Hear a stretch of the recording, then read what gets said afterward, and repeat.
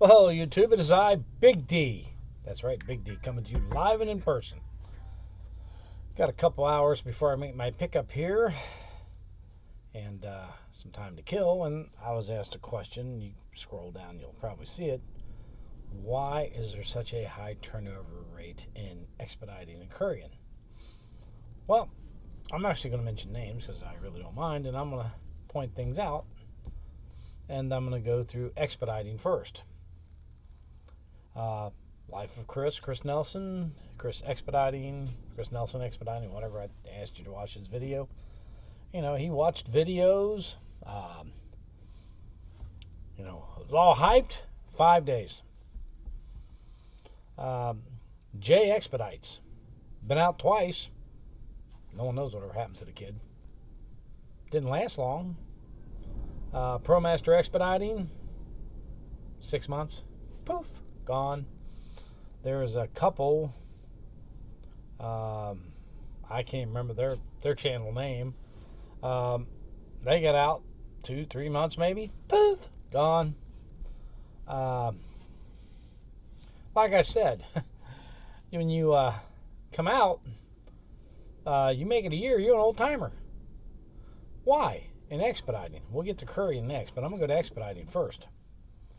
OTR, over the road. Understand what it means. It means you're over the road. I mean, we had brother Mark just did his farewell. 5 months. Bye. Yeah, he's going home to work on his marriage. Well, here's the sad truth, folks. First and foremost, you will fail if you come out here to get away from your problems. If you go over the road to get away from your problems, guess what? It's going to get worse. That's right. Running from the problem is not going to make the problem better. It's going to make it worse. So, I went out. I was out for 2.5 months before I went home. Over the road means over the road. So, that being said, drivers fail in expediting for first reason is they don't know what they're getting themselves in for. Chris even said, I just couldn't. I just wasn't ready for this. Okay, well, at least he's honest. He wasn't. It's not a put down. It's the reality. Don't think he's the only one. Most of them go out into, Sprinter van expediting and fail. Go broke. Lose their butts. That's the sad reality. Why? Because they don't have a clue what they're doing.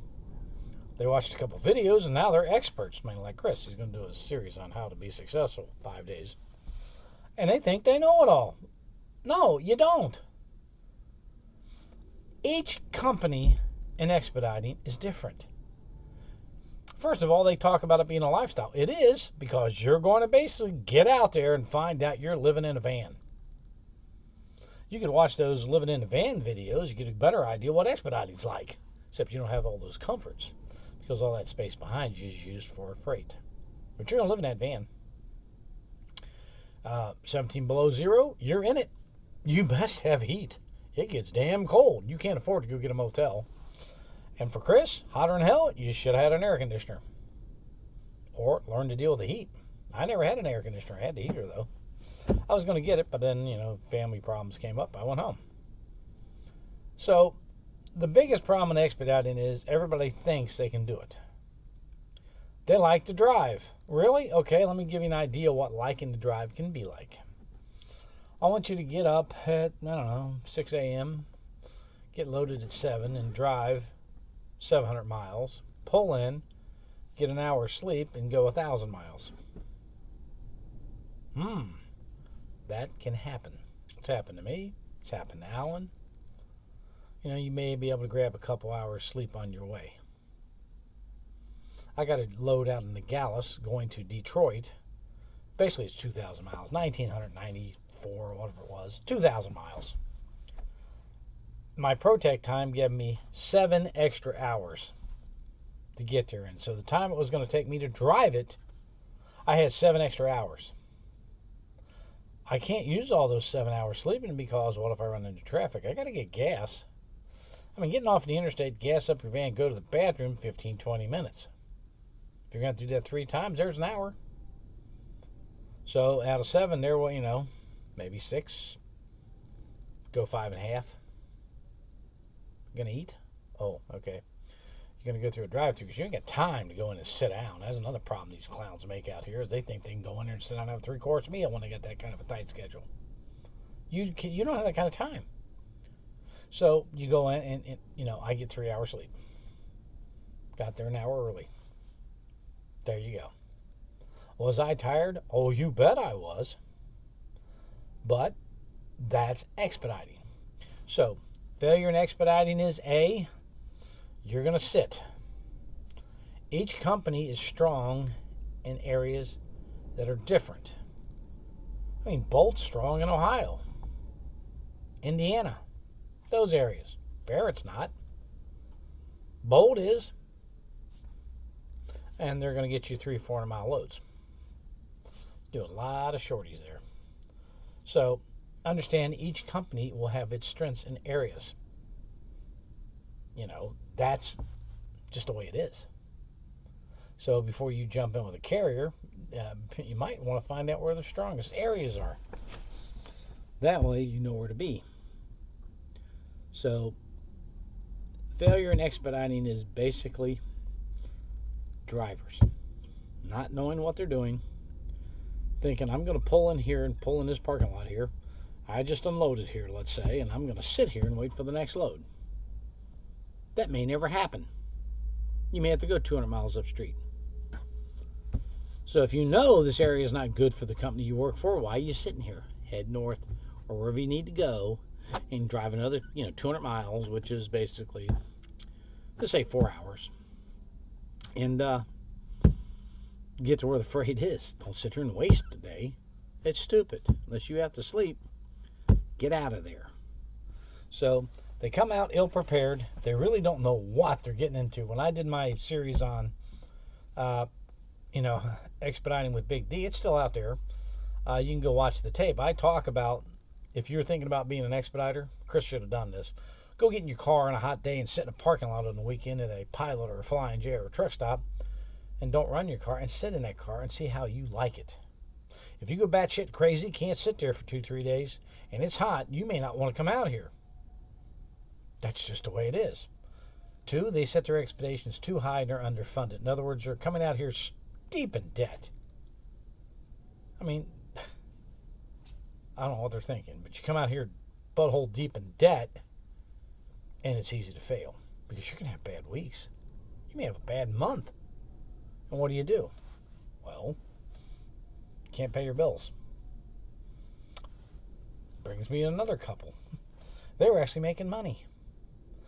Their van got repoed on a load. Yeah. Go out and have a good time, party, stay at motels. They were in a motel, having room service while their van, which was bought used, and they had a GoFundMe page, and people helped them get a down payment, must have cost them like $450 a month or something, which is cheap, got repoed. Maybe they shouldn't have bought the boat. What an idea. These stupid things happen out here. You do stupid things, you get bad results. Especially in over-the-road expediting, because A, it's over the road. You're going to be sleeping in that van, living in that van, and you're not going to get to see your family. So, if you have a family at home and you want to be there for family events, guess what? You may be in Laredo, Texas. You live in Ohio. Guess what? That's a long drive. The deadhead. If you're driving for an owner, he may say no. Sit there until you get a load back that way. Because he doesn't want to drop those non-paid miles on his van. It depreciates it.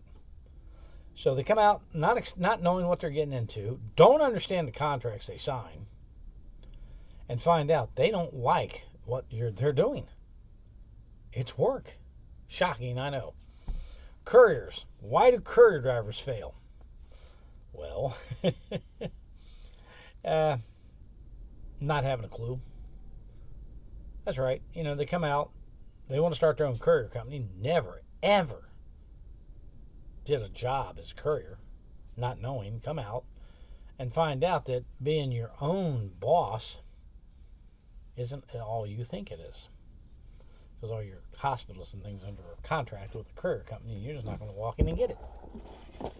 You get the garbage at the bottom that's left over that none of these guys want. That's what you get. Congratulations, you're a bottom feeder. So you don't make any money and you go out of business. Shocking. 2, you are not going to work a 40-hour week in courier driving, folks. If this is what you're planning on doing, don't do it. I tell you, the best thing to do is time. It is 2 o'clock. I will pick up here at 4. I start at my day at 4:30 a.m. Monday through Friday. Now, there's a lot of days I am done. Let's see, 4 days a week now. I am done probably around noon. I learned to work smarter. But today I'm going to be out late because I'll pick up here and I get up there and drop off at around 6. There's been times I've been out to 7 because of traffic. And I'll go home, get home about 6, 7, maybe 8. It's a long day. Time. So the first thing couriers don't understand is they got to put in time, especially when you're new. You're going to pay your dues. You got to put in time. Time is essence. It's the most important thing you need to do out here. Go sign on with a courier company. Don't be held down to all the other nonsense. Take care of that. Learn to do the job. And then if you want to start your company, go ahead. At least you know what you're doing. So, time. The second thing that happens is people don't prepare. Same thing in expediting. They don't prepare for the inevitable breakdown. It's going to happen. I don't care who you think you are. Your vehicle is going to break, and it's going to break in one of the most inconvenient places at the worst time. My ProMaster, the first time it broke down, I was in Minnesota somewhere. It was 17 degrees below zero. Glad I had that $150 Chinese diesel heater. I was nice and warm. Yeah, the old cooler. I was talking to Alan Paxton, Everything Apex.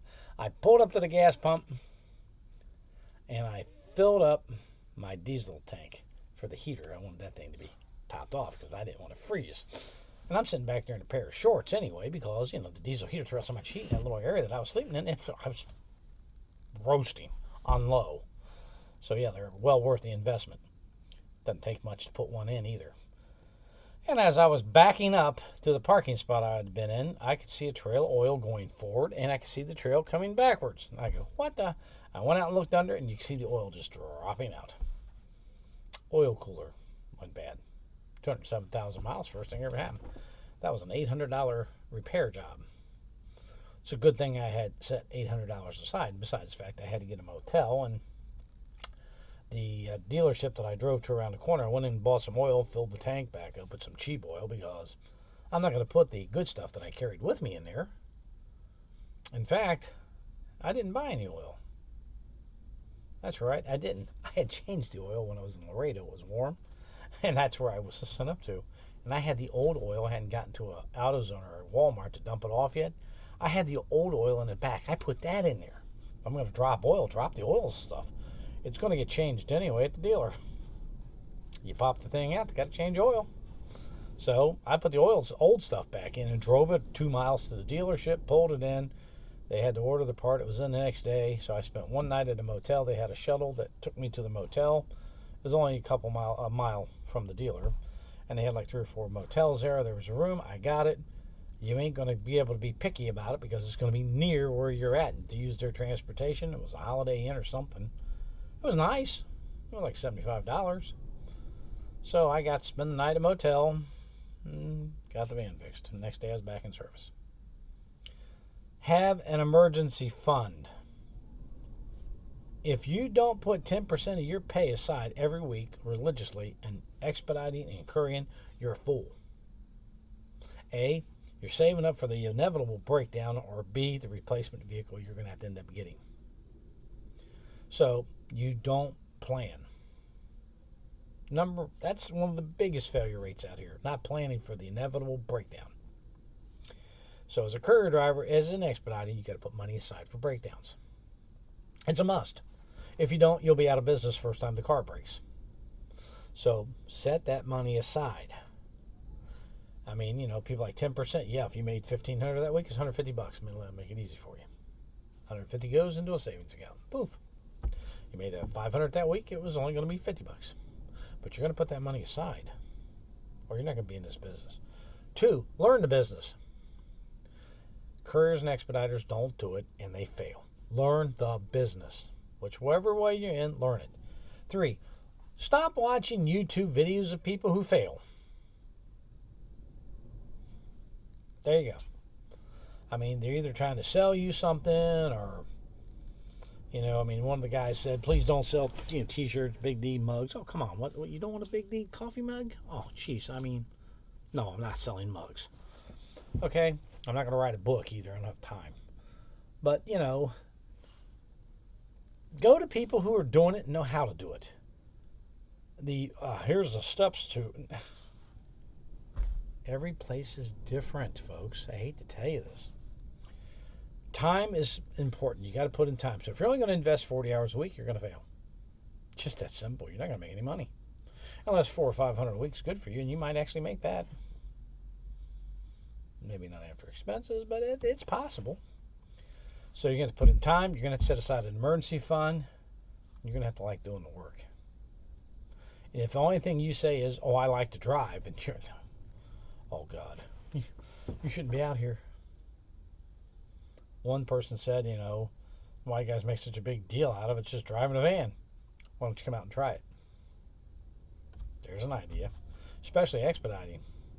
You think that's easy? Come on out. We'll see how well you do.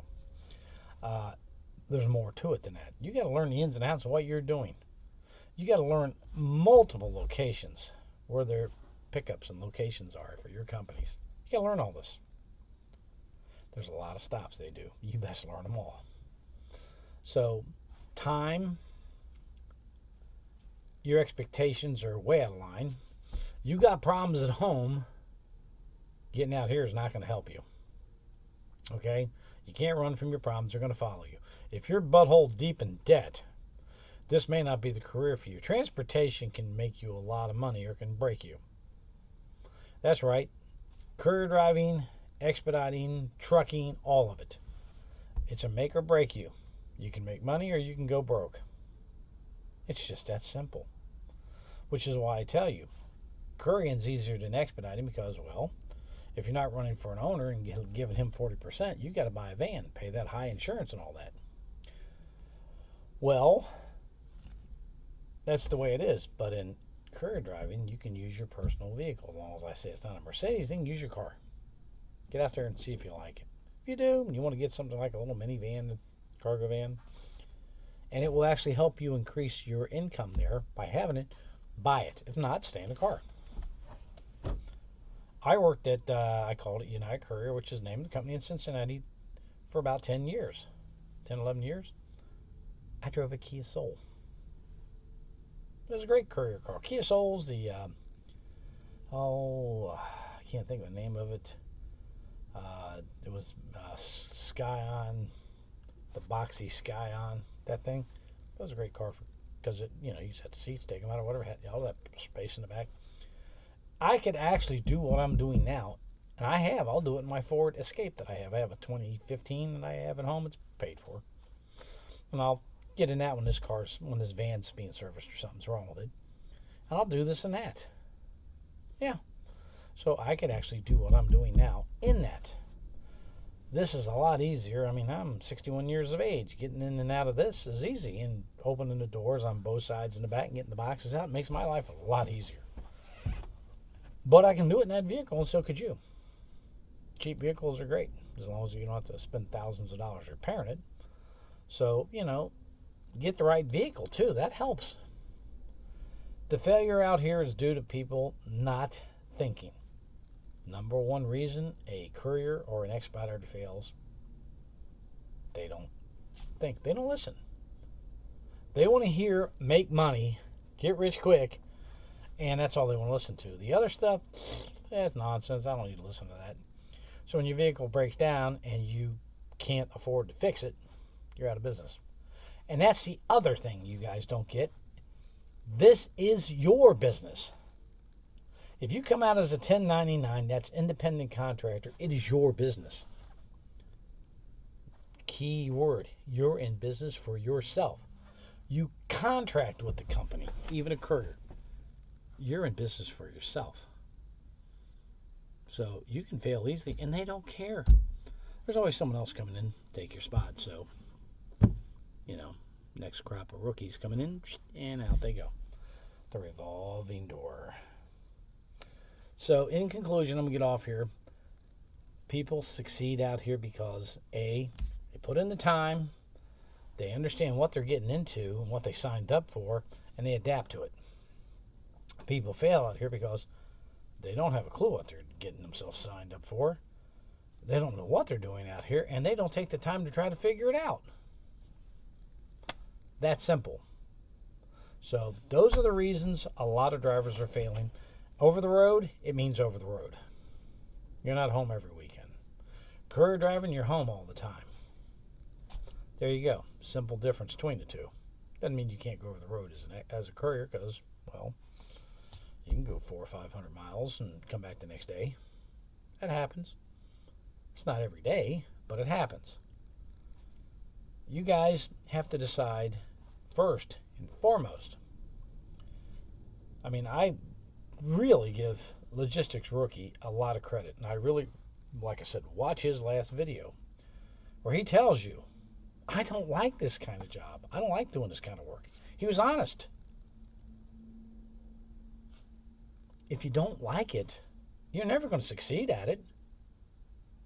Maybe you should find out if you like it first before you go start your own business, buy all kinds of new equipment, looking at hiring people on. Why don't you find out if you like it? He's honest about it. Pay attention to that. Chris Nelson.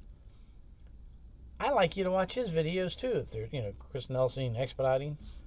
Because you'll see where he's going through all this. He's all hyped and he can't wait to get out here and he loves to drive and he's being honest. The part where he said he's going to do a series on successful expediting, maybe he should have done it first because it only lasted 5 days. And you can go watch some of those videos. Jay Expeditors is still there. He's gone. But Mark, he's gone. He may try to come back. I heard he's maybe coming back. I don't know. He's on and off so much that no one's going to work with him. There's your problem there. There's another problem. Don't be a flip-flopper. Either you're in or you're out, but you're not in, out, in, out. That doesn't work out here, folks, because people don't have time to put up with you. So you decide, based on what you're hearing, whether you want to come out here and do this. And if you do, don't do it halfway. If you put the time in, you'll make money. If you want a 9 to 5 it, you will not. It's Big D saying subscribe to the station, like the station, share the station. Not everybody's going to like this video because the truth hurts.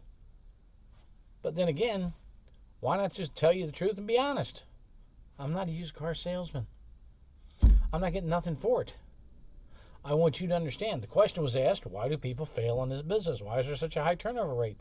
Vehicles breaking down is number one. They didn't, take care of them. You have people not knowing what they're getting into.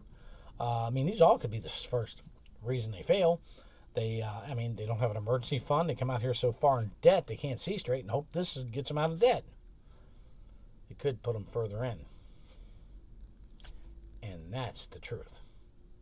So until next time, this is Big D saying, let's go make some monies. Later.